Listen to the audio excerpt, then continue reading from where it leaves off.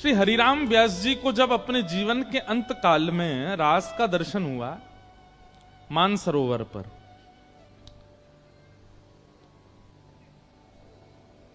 तो रास में एक लीला हुई कि ठाकुर जी और किशोरी जी में आपस में एक कंपटीशन हुआ। और कंपटीशन कैसे हुआ? हरिराम व्यास जी देख रहे हैं और किशोरी जी और ठाकुर जी कह रहे हैं चलो अब दोनों में होड़ होएगी, कौन बढ़िया नृत्य करके दिखाएगा।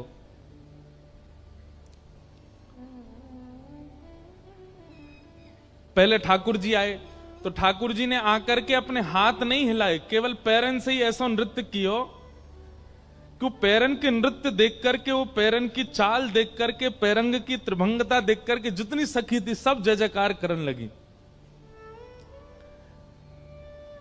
ठाकुर जी ने नृत्य किया, अब बोले किशोरी जी अब आप करो।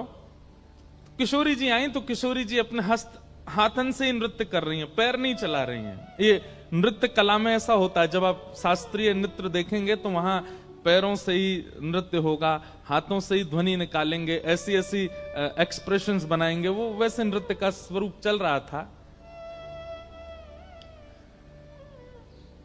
ठाकुर जी बोले हाथंते तो कोई भी नृत्य करेगा, पामंते करके दिखाओ, हाथ नहीं हिलने चाहिए, बस पामन से नृत्य करो।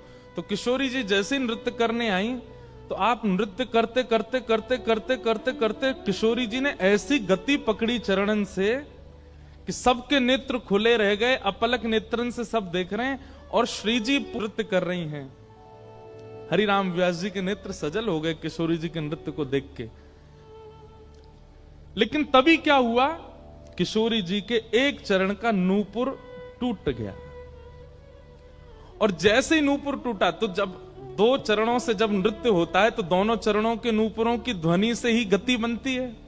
अब एक नूपुर जैसे ही टूटा तो एक पैर की गति की आवाज आ रही है, दूसरे पैर की नहीं आ रही। तो कहते हैं 9 गुण तोरी नूपुर गयो। हरिराम व्यास जी ने वही गति पकड़ी जिस गति से किशोरी जी नृत्य कर रही हैं, और पीछे जाकर के अपने जनेऊ को, ब्राह्मण जनेऊ पहनते हैं ना, जनेऊ को पकड़ करके तोड़ा और तोड़ करके किशोरी जी के नूपुर को, नृत्य करती हुई किशोरी जी के पीछे चलते चलते ही उस नूपुर में अपना जनेऊ पिरो करके बांध करके किशोरी जी के पैर में बांध दिया। नृत्य रुकने नहीं दिया किशोरी जी का। 9 गुण तोरी नूपुर गयो महत सभा मधिरास के।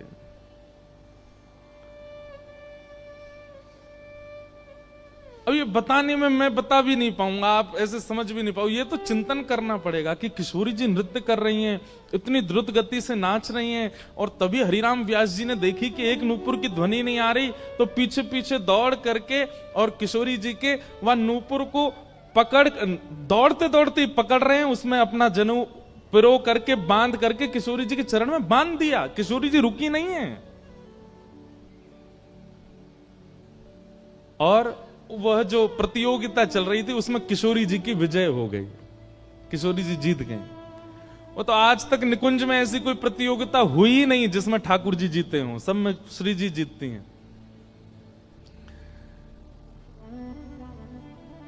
लेकिन किसी ने हरिराम व्यास जी से कहा, बोले 3 धागे का ये जो जनेऊ होता है ये इतना पवित्र माना जाता है कि अगर व्यक्ति शौच आदि के लिए भी जाता है तो ब्राह्मण लोग इसको अपने कान पर अंटा बांधते हैं, नाभि से ऊपर रखते हैं कि कहीं अपवित्र ना हो जाए। इतनी पवित्रता का ध्यान रखते हैं कि महाराज अगर ये सूतक घर में आ जाते हैं, सोबर आ जाते हैं, तो जनेऊ बदलना पड़ता है, और जनेऊ बदलने के लिए पंचगव्य पीना पड़ता है, सूर्य की आराधना करनी पड़ती है, गायत्री उपासना करनी पड़ती, तब जाके जनेऊ सिद्ध होके पुनः धारण होता है। इतनी महिमा वेद शास्त्रों में जनेऊ की कही गई और आपने जनेऊ तोड़ दिया।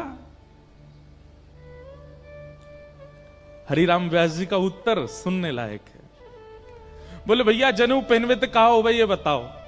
बोले पुण्य मिलते हैं। जनेऊ पहनने से क्या होता है? देव ऋण, ऋषि ऋण, पितृ ऋण। हमारे ऊपर 3 लोन चलते हैं। पहला लोन चलता है हमारे ऊपर देवताओं का, इसलिए समय समय पर देवताओं को जाके हम प्रणाम करते हैं कि उनकी कृपा से हम जी रहे हैं। ये लोन है उनका हमारे ऊपर, इसलिए कभी कभी मंदिर जाके उनको वंदन करना चाहिए। देव ऋण। दूसरा है पितृ ऋण। पितृ ऋण मतलब हमारे दादा, नाना, परदादा, जिस कुल में हम जन्मे, तो जब श्राद्ध पक्ष आता है तो हम उनके निमित्त भोजन कराते हैं आदि आदि, वो पितृ ऋण है। उन लोगों का ऋण है हमारे ऊपर, वो नहीं होते तो हमारा खानदान क्या होता, कुल क्या होता, गोत्र क्या होता। देव ऋण, पितृ ऋण, और तीसरा है ऋषि ऋण। हम सबके गोत्र हैं, कोई भरद्वाज है, कोई गौतम है, कोई अन्य अन्य, सबके गोत्र हैं। इसका मतलब हम उन ऋषि की परंपरा में हैं। ऋषियों के नाम से ही गोत्र होता है, गोत्र कोई अलग नहीं हो सकता। तो उन ऋषियों का ऋण चल रहा है हमारे ऊपर, तो इसलिए देव ऋण, पितृ ऋण और ऋषि ऋण, ये तीनों ऋण हमारे कम होते हैं अगर हम जनेऊ पहन करके पाठ पूजा आदि करते हैं, तो धीरे धीरे घटने लग जाते हैं। हरिराम व्यास जी बोले देव ऋण, ऋषि ऋण, पितृ ऋण घटते हैं, गायत्री की उपासना होती है, पुण्य की प्राप्ति होती है, स्वर्ग अपवर्गों की प्राप्ति होती है, धर्म सुदृढ़ होता है जनेऊ पहनने से। भैया तुम सबरे तो अपने पुण्यन को, धर्मन को, ऋणन को कंधा पे डारे डोलो, मैंने तो तोड़ के श्री जी के चरणन में बांध दिए। मेरे सबरे धर्म, मेरे सबरे पुण्य, मेरे सबरे जीवन के जो भी मोह प्राप्त होना होगा, सब मेरी किशोरी जी के चरणन में है। ऐसे श्री हरिराम व्यास जी को हम प्रणाम करते हैं। हरिराम व्यास जी का एक पद है, वृंदावन की सेवा मीठी, वृंदावन की सेवा मीठी, वृंदावन की सेवा मीठी, वृंदावन की सेवा मीठी, वृंदावन की सेवा मीठी, वृंदावन की सेवा। श्री हरिराम व्यास जी उपदेश कर रहे हैं, बहुत ध्यान से सुनिएगा। आप लोग जाके राधा रमण जी की सेवा करते हैं, श्री राधा वल्लभ जी की सेवा करते हैं, श्री बिहारी जी की सेवा करते हैं, फूल बंगला बनवाते हैं, 56 भोग करवाते हैं, पोशाक की सेवा करते हैं, सब करिए। लेकिन जब भी आप वृंदावन में कोई विशिष्ट सेवा करने जाते हैं, ठाकुर के साथ साथ धाम की भी सेवा किया कीजिए। हरिराम व्यास जी ठाकुर सेवा से ज्यादा प्रधान धाम की सेवा को बता रहे हैं। बोले भैया ठाकुर की सेवा करोगे तो ठाकुर को भाएगो, लेकिन धाम की सेवा करोगे तो ठाकुर को कैसा लगेगा, अगली पंक्ति में बता रहे हैं। वृंदावन की जो सेवा करता है तो ठाकुर को कैसा लगता है? श्यामा श्याम ही नी की लागत, श्यामा श्याम ही नी की लागत, श्यामा श्याम ही नी की लागत, श्यामा श्याम ही नी की लागत। कैसा नीका? ज्यों बालक ही कलेवा, ओ ज्यों बालक ही कलेवा। जैसे बालक को, छोटा बालक होता है ना, उसको कोई भी वस्तु दे दो, सब वस्तुओं को मुंह में लेता है, सबको खाता है, उसको खाना बहुत प्रिय होता है, पेट भरा हो तो भी खाता है, छोटा सा बालक। जैसे नन्हे से बालक को कलेवा बहुत प्रिय है, भोजन बहुत प्रिय है, मिष्ठान बहुत प्रिय है, ऐसे ही श्यामा श्याम को वृंदावन की सेवा करने वाला बहुत प्रिय है। श्यामा श्याम ही नी की लागत, श्यामा श्याम ही नी की लागत। ज्यों बालक ही कलेवा,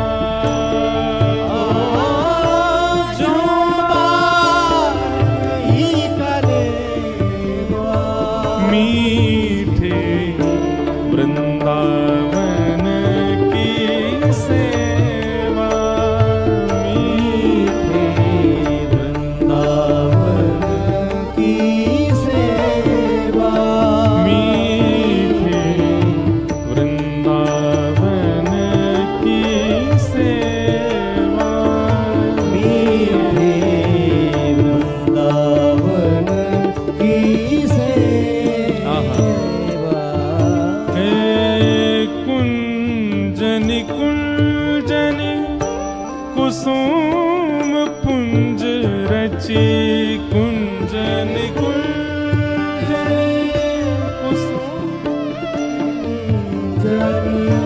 कुंजनि कुंजनि कुसुम पुंज रची, कुंजनि कुंज कुसुम पुंज रची, सैन ऐन मधुमेवा, सैन मधुमेवा। हे मणि कंचन भाजन भरि सोभे, मन कंचन भाजन सोभे, अंग धूप को खेवा, अंग धूप को खेवा। मीठे वृंदावन की सेवा, मीठे वृंदावन की सेवा। बंधुओं, घर में यदि ठाकुर जी विराजते हैं तो एक बात याद रखिए कि उनकी सेवा के लिए और उनके विहार के लिए भले ही छोटे स्थान में ही सही एक कुंज बनाओ, कुछ गमले रखो, उनमें पुष्प की सेवा करो, उनमें सुंदर सुंदर पौधे लगाओ, सुंदर एक निकुंज बेल जैसी होनी चाहिए घर में। अगर ठाकुर जी विराजते हैं तो ठाकुर जी मंदिर में विराजते हैं, बाहर बालकनी है या कोई छोटा सा स्थान है, वहां पर एक छोटी सी कुंज बनाओ, बहुत बड़ी हो, विकसित हो, बृहत हो, अगर व्यवस्था है तो बड़ी करो, और नियम रहे कि उस निकुंज में, उस कुंज में केवल ठाकुर जी विराजेंगे। गर्मियों का समय आए, दोपहर के जैसे ही 12-1 बजे बजते हैं, ठाकुर जी की राजभोग सेवा करने के बाद पर्दा ना करके ठाकुर जी को कुंज में विराजमान कर दो और वहां पर्दा कर दो, ठाकुर जी को वहीं बैठन दो। सुंदर सुंदर पुष्प लगे हों, सुंदर सुंदर बेल चढ़ी हो, सुंदर निकुंज जैसी बनी हो, ऐसे घर को छोड़ ठाकुर जी कभी नहीं जाते, क्योंकि ठाकुर जी को निकुंज नायक कहा गया है। वो निकुंजों में भ्रमण करते हैं, और सही बात तो यह है निकुंज ठाकुर जी को नहीं, श्री जी को बहुत प्रिय है। आपको एक रहस्य की बात बताएं, हमारी किशोरी जी को ठाकुर जी को लाइट में देखना, प्रकाश में देखना, धूप में देखना अति प्रिय नहीं है। किशोरी जी ठाकुर जी को लेके जाती है सघन वन में अंदर, जहां धूप ना आ सके, वहां श्याम सुंदर का असली वर्ण जब प्रकट होता है, किशोरी जी उसका दर्शन करती हैं। इसलिए कुंज बिहारी, निकुंज बिहारी। क्यों? क्योंकि श्री जी को कुंज में ही ठाकुर जी प्रिय लगते हैं। इसीलिए बिहारी जी में आज भी लाइट नहीं है, प्रकाश नहीं है। ठाकुर जी को कुंज प्रिय है। तो जो लोग अपने घर में ठाकुर जी की सेवा करते हैं, प्रयास कीजिए कि छोटी छोटी कुंज बनाइए, और उस कुंज में उत्पन्न होने वाले फल पुष्प, उनका प्रयोग अपने लिए नहीं, ठाकुर जी के लिए। ये वृंदावन की सेवा है। आप अमृतसर में बैठे निकुंज बना करके, वृंदावन ध्यान करके। कई लोग कहते हैं महाराज जी ब्रज की रज नहीं लानी चाहिए। हम कहते हैं कि आप वृंदावन गए, 4 दिन रहे, 4 दिन बाद वापस लौट के अमृतसर आए, आपके अंग प्रत्यंग वस्त्रों में ना जाने कितने ब्रज के कण आ गए साथ में। अब कपड़ा थोड़ी धो के आए हो वृंदावन में। हाँ, ब्रज की रज यदि लाओ तो वो इतनी व्यवस्थित स्थान पर होनी चाहिए कि उसका कोई अनुचित या फिर उसके प्रति कोई अव्यवहार ना हो। इसलिए सबसे बढ़िया है कुंज बनाओ, निकुंज बनाओ, सुंदर सुंदर पुष्प वृक्ष वल्लरी आदि सब तैयार करो और ब्रज की रज लाके वहां पधरा दो। नित्य उन कुंज निकुंज और पुष्प वृक्षों की सेवा ही वृंदावन की सेवा है।